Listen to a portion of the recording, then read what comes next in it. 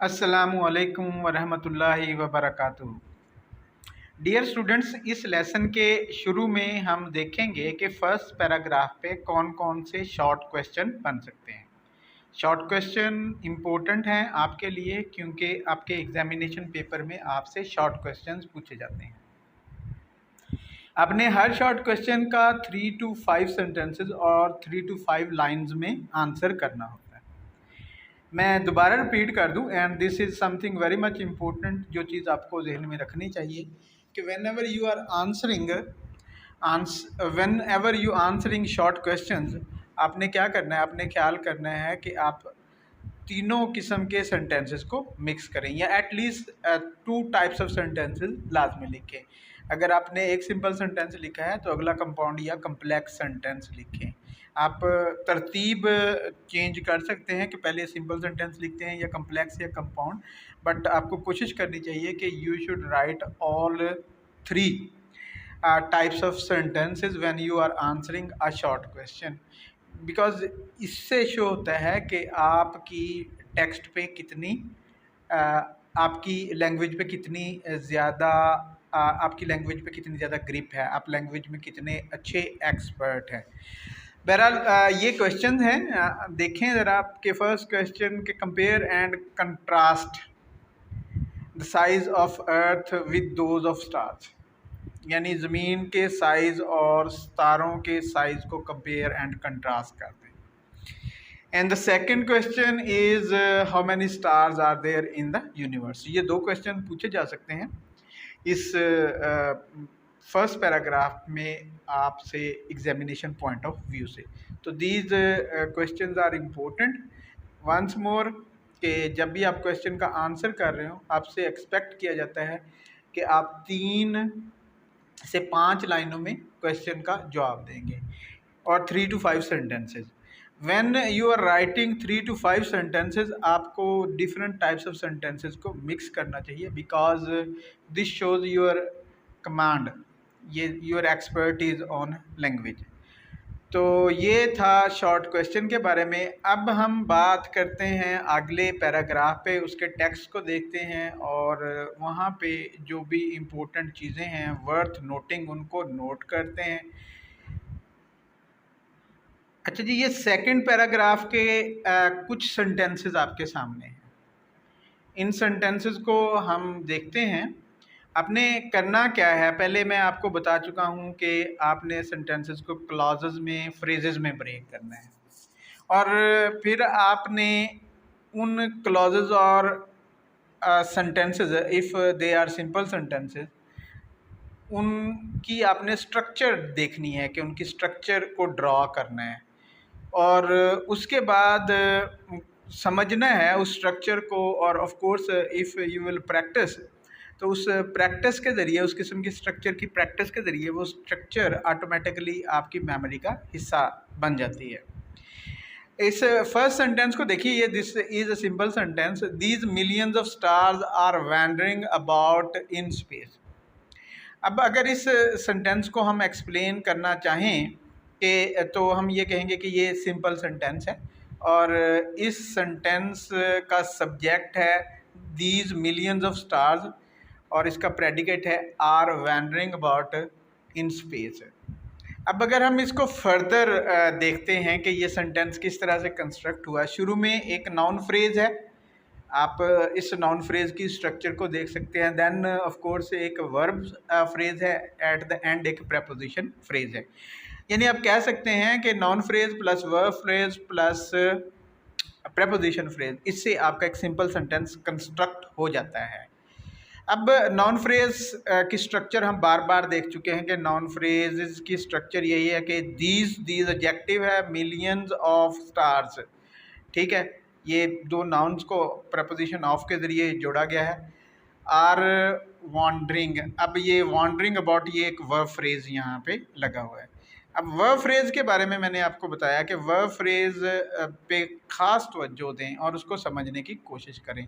Are wandering about, और अगर यहाँ पे वर्ब वैंडरिंग अबाउट होता तो क्या डिफरेंस होना था, या will be, shall be wandering about लगाएं तो आप जो है किस तरह से इसको इसमें फ़र्क करते हैं। ये चीज़ें आपके समझने की हैं। अगर आप इनको समझते हैं एंड ये स्ट्रक्चर्स फिर आपकी मेमोरी का हिस्सा बन जाती हैं, आपको बड़ा इजी लगता है डिफरेंट टाइप ऑफ सेंटेंसेस लिखना। मसलन ये सेंटेंस आप कह सकते हैं कि प्रेजेंट कंटिन्यूअस में है। अगर पास्ट कंटिन्यूअस में आपने लिखना हो तो आप आर की जगह वर लगाएंगे, जस्ट। एंड अगर आप फ्यूचर कंटिन्यूअस में इसको लिखना चाहें तो आप क्या करेंगे, आप विल बी या शैल बी लगा देंगे। इसी तरह से बाकी टेंसेस के साथ भी आप देखेंगे किस तरह। अगर आप फर्स्ट फॉर्म लगाते हैं यहाँ पे तो प्रेजेंट इंडेफिनिट टेंस होता है। सेकंड फॉर्म आप लगाएंगे तो पास्ट इंडेफिनिट टेंस हो जाएगा। अगर आप विल शैल के साथ फर्स्ट फॉर्म लगाएंगे फ्यूचर इंडेफिनिट टेंस हो जाएगा। ठीक है, आप इसकी स्ट्रक्चर को चेंज कर सकते हैं और चेंज करके देखें मीनिंग में किस तरह से फ़र्क आता है। ठीक है, तो इस सेंटेंस की स्ट्रक्चर बड़ी सिंपल सी स्ट्रक्चर है कि non phrase plus verb phrase plus एक प्रपोजिशनल फ्रेज लगी हुई है। इस तरह से ये सिंपल सेंटेंस आ गया। कंपाउंड सेंटेंस भी अगर आपके पास, अब ये वैंडरिंग का वर्ड आपने नोट करना है, दिस इज सम ह्यूमन, वो पर्सोनिफिकेशन जो शुरू से शुरू हुई थी, वो मेटाफर जो शुरू से सन के लिए लिविंग थिंग्स का यूज़ हुआ था, वो अभी तक कंटिन्यू कर रहा है, यहाँ पे चल रहा है।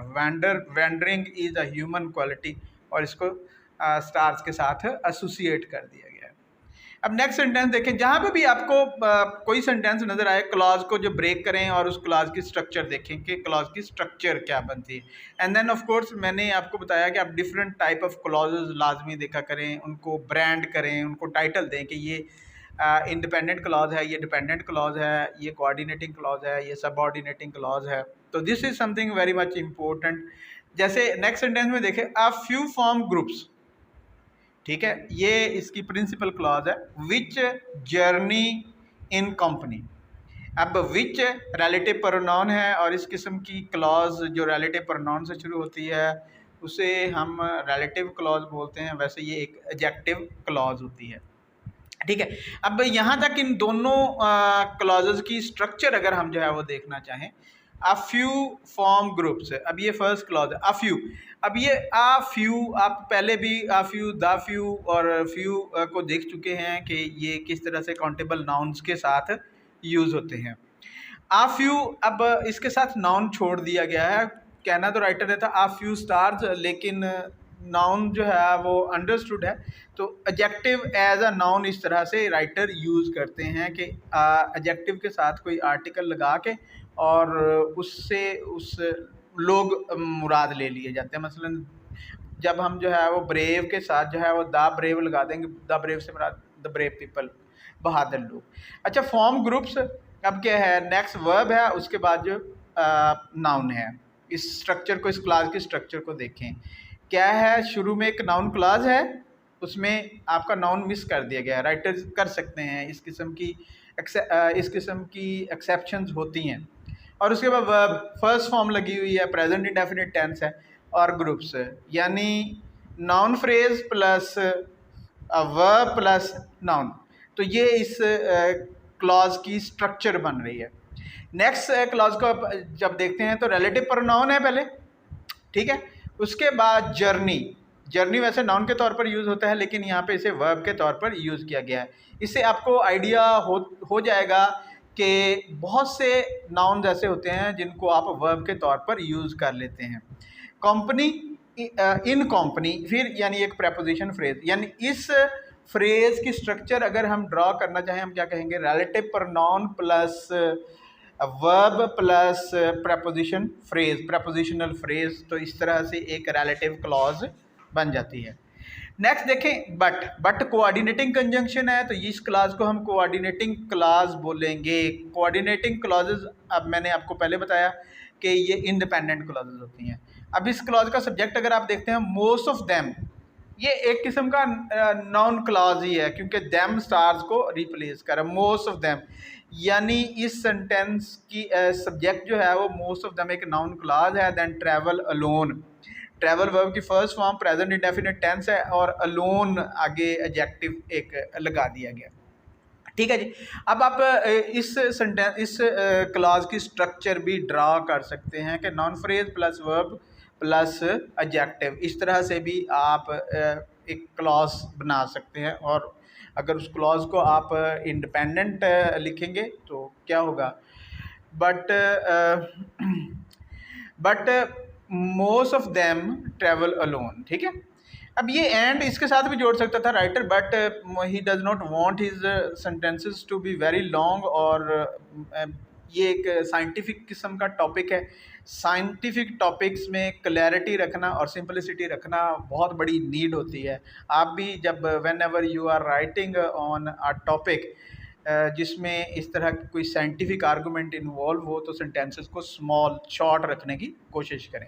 And they travel through a universe so immense that it is very very rare event indeed for one star to come anywhere near to another। अब आप इस सेंटेंस को अगर आप देखते हैं कि एंड से इसको शुरू किया, एंड का काम जो है ट्रांजिशन का भी है, पिछले सेंटेंस के साथ इसको लिंक कर रहा है। अब दे travel through a universe so immense, अब ये एक क्लॉज है। अगर आप इस क्लॉज को देखना चाहें कि इसकी स्ट्रक्चर किस तरह से है, पहले प्रोनाउन लगा हुआ है और उसके बाद जो है travel, pronoun plus verb, and then preposition है या प्रपोजिशन फ्रेज आप जो है वो इसको बोल देते हैं।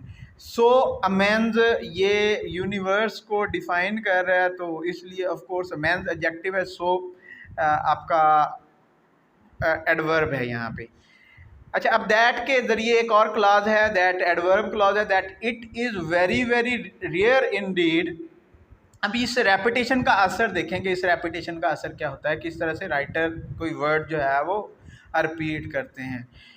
इट इसमें सब्जेक्ट है, is very very rare event indeed for one star to come anywhere near to another, यहाँ तक इसका सारे का सारा प्रेडिकेट है। आप इस प्रेडिकेट को अगर ब्रेक कर लेंगे, आप इस प्रेडिकेट को अगर ब्रेक कर लेंगे डिफरेंट क्लासेस डिफरेंट फ्रेजेस में, तो आपके लिए इसको समझना बड़ा आसान हो जाएगा। वेरी वेरी रेयर इवेंट, यहाँ तक आप एक देख सकते हैं नाउन फ्रेज है, बाद में एक एडवर्ब लगाया for one star to come anywhere near another, ये प्रपोजिशनल फ्रेजेस लगा के और किस तरह से प्रोनाउन यूज़ किए हैं आप इसको समझ सकते हैं। ये एनीवेयर नियर जो है अनदर टू अनदर, ये अनदर भी प्रोनाउन होता है, नियर जो है वो प्रपोजिशन है। ऑफ कोर्स आप इस सारे के सारे सेंटेंस की स्ट्रक्चर को देख सकते हैं, इजी हो जाएगा अगर आप इसको डिफरेंट फ्रेजेस में ब्रेक कर लेते हैं। अच्छा जी, नेक्स्ट देखें, for the most part each star makes it's voyage in complete loneliness. क्या है, for the most part each star makes it's voyage in complete loneliness like a ship on an empty ocean. Sentence को देखें, एक simple sentence है, लेकिन writer ने इस transition पिछले सेंटेंस के साथ पिछले आइडियाज़ के साथ लिंक करने के लिए प्रपोजिशन फ्रेज जो है वो एक पहले लगा दिया, एक प्रपोजिशनल फ्रेज सेंटेंस के शुरू में लगा। For the most part each star यहाँ पे सब्जेक्ट है, makes it's voyage in complete loneliness ये इसका प्रेडिकेट है। अब आप इजीली समझ सकते हैं कि किस तरह से ईच स्टार सब्जेक्ट के बाद वर्ब और उसके बाद डिफरेंट नाउन फ्रेजेस लगा के सेंटेंस को कंप्लीट किया गया। बाद में राइटर ने एक सिमिली यूज़ की है for us to visualize the whole scene, कि हम इस सारे के सारे सीन को विजुअलाइज कर सकें। सिमिली की हम पीछे बात कर चुके हैं, सिमिली क्या है। यहाँ स्टार्स को कंपेयर किया है सूरज शिप के साथ ऑन एन एम्प्टी ओशन। समुंदर अब बहुत बड़ी जगह है और वहाँ पे खाली समुंदर पे जहाज़ हो तो वो it looks something very small, तो हमें एक आइडिया देने की कोशिश की है कि किस तरह से स्टार्स छोटे हैं as compared with the universe, यानी यूनिवर्स बहुत वास्ट है। और ये सिमिली का यूज़ देखें कितना पावरफुल होता है in order to make ideas clear. उसके बाद नेक्स्ट सेंटेंस देखें, in a scale model. Again writer ने सेंटेंस को एक प्रपोजिशन फ्रेज से शुरू किया है और इस प्रपोजिशनल फ्रेज का मकसद असल में ट्रांजिशन शो करना है कि we are passing from one idea to another idea. एक और तरह से एग्जाम्पल दे के हमें समझाने की कोशिश की जा रही है। In a scale model in which the stars are ships, यानी अगर एक स्केल मॉडल बना लिया जाए जिसमें स्टार्स को शिप समझ लिया जाए। अब यहाँ पे शिप स्टार को रिप्लेस कर रहा है तो मेटाफर अगेन यूज़ हो रहा है कि मेटाफर के साथ कंपैरिजन करके किस तरह से एब्स्ट्रैक्ट आइडियाज़ को या डिफ़िकल्ट आइडियाज़ को या रिमोट आइडियाज़ को क्लोज लाया जाता है हमारे ऑब्जर्वेशन के, हमारे एक्सपीरियंस के। अगरचे किसी बंदे ने अगर समुंदर नहीं देखा तो उसके लिए अब इस कंपैरिजन को समझना भी काफ़ी मुश्किल होगा, लेकिन फिर भी बहुत सारे ऐसे लोग हैं जो समुंदर को किसी न किसी तरह से देखते हैं। The average ship will be over a million miles from, अब ये नेक्स्ट इसकी प्रिंसिपल क्लॉज है। द एवरेज शिप इसका सब्जेक्ट है, will be over a million miles from its nearest neighbour. ठीक है जी। आगे आप इसको जो है वो देख सकते हैं कि किस तरह से वह फ्रेज लगे, will be over a million miles, एक नाउन फ्रेज लगी हुई है, सॉरी प्रेपोजिशनल फ्रेज है, and then from its nearest neighbour. दो प्रेपोजिशनल फ्रेजेस लगा के सेंटेंस को कंप्लीट किया है। आप इन स्ट्रक्चर्स पे जब बार बार बात करेंगे, of course with the passage of time these structures will become a part of your automatic brain. आपका जो ब्रेन है ऑटोमेटिक काम करता है, उसका पार्ट बन जाता है, and then it becomes very easy for you to synthesize language, to construct your own sentences, but you have to practice बहुत ज़्यादा important है। if you do not practice आप you cannot learn anything। वो क्या कहते हैं कि सबसे पहले आप में टैलेंट होना चाहिए, देन आपके पास नॉलेज होना चाहिए, एंड फिर आप जो है वो प्रैक्टिस करते चले जाएं, आप एक्सपर्ट बन जाते हैं उस नॉलेज पे जिसमें आप प्रैक्टिस कर रहे हैं। लास्ट सेंटेंस देखें इस पैराग्राफ का, from this it is very easy to understand, from this it is very easy to understand. इससे इस बात को समझना बहुत आसान है। अब ये एक क्लॉज है, फ्रॉम दिस एक प्रपोजिशनल फ्रेज शुरू में लेके ताकि ट्रांजिशन जो है वो इजी हो from one idea to another. Again and again this transition words are very much important. आपको इन पे कंसंट्रेट करना चाहिए, जहाँ ये आपके सामने आए आप उन्हें वहीं पे जो है वो देखें कि किस तरह से प्रपोजिशनल फ्रेज देख लें किस तरह से कंस्ट्रक्ट होती है। प्रपोजिशन लगा दिया, बाद में जो है वो दिस, ठीक है, लगा दिया, और दिस जो है पिछले फैक्ट की तरफ इशारा कर रहा है। तो it is very much important कि आप इस कॉन्सेप्ट को समझें कि प्रेपोजिशनल फ्रेजेस किस तरह से कंस्ट्रक्ट। इट सब्जेक्ट है, is very easy, it is easy to understand. अब it is easy to understand infinitive लगा के अब बाद में, और इस अगर आप इस क्लॉज की स्ट्रक्चर ड्रा करते हैं कि subject plus verb plus adjective then एक इन्फिनेटिव जो है वो लगा दें, इस तरह से भी आपकी एक क्लॉज कंस्ट्रक्ट हो जाती है। उसके बाद by, why a star seldom finds another anywhere near it. यहाँ पे वाई से ऑफ कोर्स ये एक एडवर्ब क्लॉज है, और अ स्टार इसका सब्जेक्ट है, अ स्टार सेल्डम फाइंड्स ये इसका बाकी प्रेडिकेट है। लेकिन अब इस सेंटेंस इस क्लॉज की स्ट्रक्चर अगर ड्रा करना चाहिए तो कैसी क्लॉज है ये कि पहले आप कोई सबऑर्डिनेटिंग कंजंक्शन लगाएं एंड देन सब्जेक्ट होगा, सब्जेक्ट के बाद सेल्डम एडवर्ब, अगेन आप जो है वो एक कोई एडवर्ब लगाएंगे, फाइंड्स वर्ब है, अनदर प्रोनाउन है, स्टार के लिए यूज़ हुआ है, anywhere adverb, again near it, near preposition है इट। किस तरह से आप इस स्ट्रक्चर की सारी स्ट्रक्चर को समझ सकते हैं। और ऑफ कोर्स आप अगर कंटिन्यूसली इस पे प्रैक्टिस करते रहते हैं तो आपके लिए कुछ मुश्किल नहीं है, आप इस किस्म की लैंग्वेज खुद से कंस्ट्रक्ट कर सकें। ठीक है जी। ये पैराग्राफ है, इस पैराग्राफ को आपने जब समझना है फिर वही बातें हैं कि आप डिफरेंट क्लॉजेस में ब्रेक करें, क्लॉजेस को फ्रेजेस में ब्रेक करें, फ्रेजेस की स्ट्रक्चर ड्रॉ करें, और with the passage of time आपको आइडिया होने लगेगा कि फ्रेजेस किस तरह से कंस्ट्रक्ट होती हैं। जब आप फ्रेजेस कंस्ट्रक्ट करना शुरू कर देते हैं तो फिर आपके लिए सेंटेंसेस कंस्ट्रक्ट करना कोई इतना बड़ा इशू नहीं रह जाता। शर्त ये है कि आप फ्रेजेस को अच्छी तरह से कंस्ट्रक्ट कर सकें। फर्स्ट सेंटेंस इस पैराग्राफ का, उसमें आप देखें कि किस तरह से 3 फ्रेजेस से सेंटेंस कंस्ट्रक्ट हुआ है। आप भी 3 फ्रेजेस यूज़ करके सेंटेंस कंस्ट्रक्ट कर सकते हैं। यानी आप शुरू में एक नाउन फ्रेज लिखें, फिर कोई वर्ब फ्रेज लिखें एंड देन कोई प्रेपोजिशनल फ्रेज लिख दें, तो you will have a sentence of your own and this is something very much important. अच्छा, चलते चलते अब बात करते हैं कि इस सेंटेंस इस पैराग्राफ पे आपको कौन कौन से क्वेश्चन पूछे जा सकते हैं। फर्स्ट क्वेश्चन यही पूछा जा सकता है कि how star the travelling in space, ठीक है। दूसरा क्वेश्चन आपसे जो है वो पूछा जा सकता है कि why do stars not collide with one and other, कि सारे एक दूसरे के साथ आपस में टकराते क्यों नहीं हैं, ठीक है। ये 2 क्वेश्चन इस पैराग्राफ में से इस पैराग्राफ पे आपसे पूछे जा सकते हैं। अगेन मैं आपको याद करा दूं कि आपने 3 से 5 सेंटेंसेस या 3 से 5 लाइनों में अपने क्वेश्चन का आंसर लिखना। आइडियल सिचुएशन ये है कि आप 3 डिफरेंट टाइप्स ऑफ सेंटेंसेस लिखें। अगर आप 5 सेंटेंसेस भी लिख रहे हैं, उनमें कोई 1 या 2 सिंपल लिखें, 1 कंपाउंड लिखें और कोशिश करें 1 कम्प्लेक्स। इससे आप को लैंग्वेज पे आपको एग्जाम्स में मार्क्स तो मिलते ही हैं, लेकिन लैंग्वेज के साथ आपका कॉन्फिडेंस और ज़्यादा ग्रो करता है। और लैंग्वेज ये तो है नहीं कि आपने छोड़ देनी है इंटर के बाद, ये सारी उम्र का चक्कर है। और लैंग्वेज बहुत अच्छी होनी चाहिए। You must be very good in your reading comprehension, you must be very good when you are writing something and then if someone is speaking English to you, आपको बहुत अच्छा होना चाहिए कि आप समझ सकें वो क्या बात कर रहा है।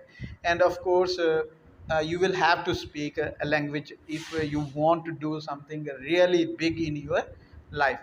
In our next lesson we will be dealing with the next paragraph and we will be discussing many other concepts which will help you to understand and use language